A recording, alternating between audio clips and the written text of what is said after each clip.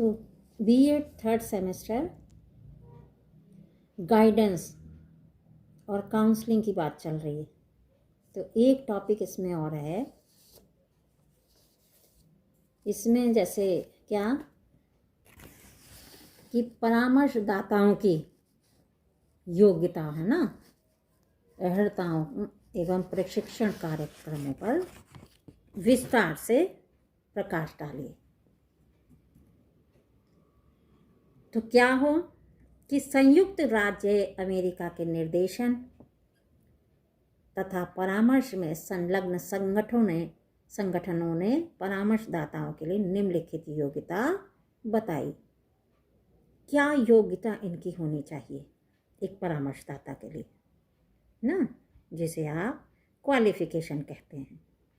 तो इसमें सबसे पहले बताया कि जो शिक्षा है, एजुकेशन है, वो क्या कि सामान्य शिक्षा, विद्यार्थी एक तो स्नातक हो और महाविद्यालय से प्रमाण पत्र भी प्राप्त करे। दूसरा वृत्तिक शिक्षा, कम से कम मास्टर डिग्री उसकी होनी चाहिए, मास्टर डिग्री जरूर प्राप्त करे।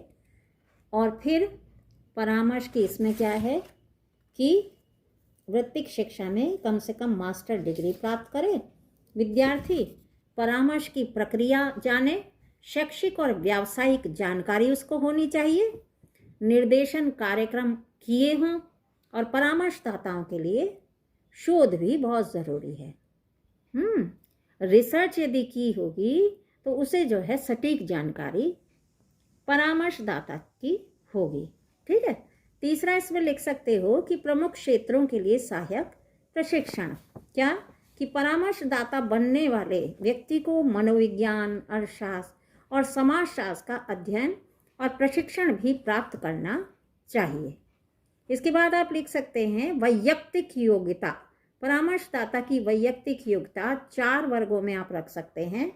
एक तो विद्वत्ता की अधिक क्षमता है ना, दूसरा अभिरुचियाँ, तीसरा कार्य एक्टिविटीज़, फिर व्यक्तित्व के तत्व पर्सनैलिटी फैक्टर, तो ये इसमें बता सकते हो है ना। फिर क्या है कि जो परामर्शदाता है उनके लिए प्रशिक्षण कार्य भी ज़रूरी है। जब वो ट्रेनिंग लेंगे तभी तो वो अच्छा बना पाएंगे। तो इसमें क्या कि परामर्शदाताओं को मनोविज्ञान की मूल बातों का ज्ञान होना चाहिए। दूसरा आप लिख सकते हैं कि अध्ययन के सिद्धांत जाने, लर्निंग साइकोलॉजी है ना, ये जानकारी रखे। तीसरा ये कि विकास और वृद्धि की जानकारी होनी चाहिए, ग्रोथ एंड डेवलपमेंट नॉलेज है, व्यक्तित्व विकास और मानसिक स्वास्थ्य है ना, पर्सनैलिटी डेवलपमेंट है, मेंटल हेल्थ है, इसके बारे में भी उसको जानकारी, जो काउंसलर है, जो परामर्शदाता है, उसको जानकारी होनी चाहिए। फिर निदान करने की प्रक्रिया, ये जानकारी हो, कोई समस्या है उसका निदान कैसे करें। फिर परामर्शदाता के सिद्धांत, क्या उसके सिद्धांत हैं है ना, क्या प्रिंसिपल्स हैं काउंसलिंग के, ये भी उसे जानकारी होनी चाहिए। ठीक है। फिर अनुभव है, क्या उसका कितना एक्सपीरियंस होना चाहिए, कम से कम 3 वर्ष का उसे अध्यापन का अनुभव हो है ना, और मिलकर कार्य करने में वो दक्ष होना चाहिए। फिर सामुदायिक या सामाजिक कार्यों का भी ज्ञान होना चाहिए, इसमें ये सब उसका बहुत ज़रूरी है। ठीक है। तो एक टॉपिक इसमें ये मैंने आपको बताया, इसमें एक टॉपिक और आ जाता है, वो टॉपिक है कि सामान्य वृत्तिक सूचनाओं के क्या लक्ष्य हैं इस है ना। तो विभिन्न शैक्षिक स्तरों पर कौन से लक्ष्य हैं, तो इसमें आप लिख सकते हो कि एम्स ऑफ कैरियर इंफॉर्मेशन के जो लक्ष्य हैं वो क्या कि एक तो वृत्तिक चयन की सूचना, विद्यार्थी कैरियर सिलेक्शन कैसे करे, क्या बता सकते हैं। कैरियर इंफॉर्मेशन के द्वारा विद्यार्थी आसानी से अपने किसी भी व्यवसाय का चयन कर सकते हैं, क्योंकि जिस व्यवसाय में वो जाना चाहते हैं उसकी संपूर्ण जानकारी कैरियर इंफॉर्मेशन से उनको मिल जाती है। उसके बाद बता सकते हो कि उपयुक्त विषय चयन करेंगे, उपयुक्त विषय चयन हो सकता है कैसे कि कैरियर इंफॉर्मेशन के माध्यम से विषय का सिलेक्शन भी ठीक ढंग से विद्यार्थी कर सकता है। क्योंकि कैरियर इंफॉर्मेशन हमें ये भी बताता है कि बच्चे की रुचि किस में है। तीसरा इसमें लिख सकते हो विकल्पों का चुनाव।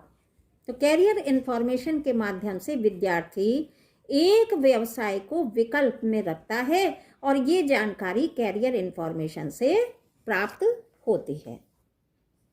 उसके बाद नंबर 4 पे आप लिख सकते हो कि पुराने पाठ्यक्रम में परिवर्तन।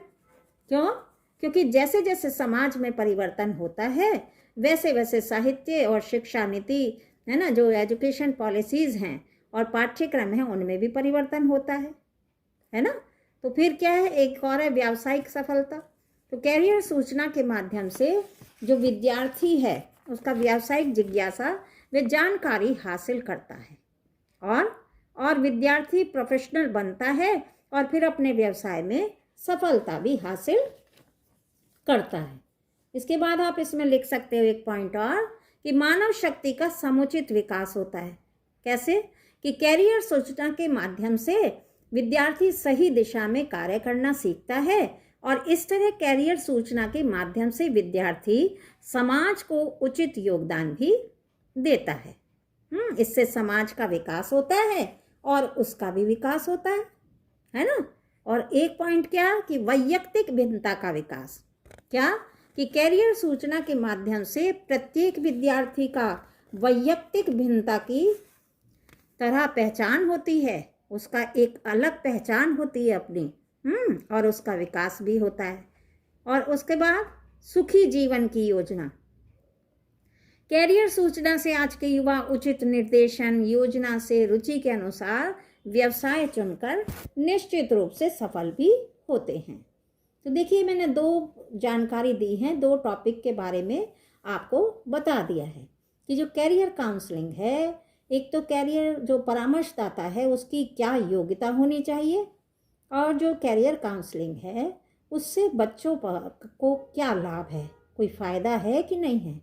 तो ये मैंने संक्षिप्त जानकारी आपको दी है और नेक्स्ट टॉपिक के साथ फिर मिलते हैं। तब तक के लिए नमस्ते।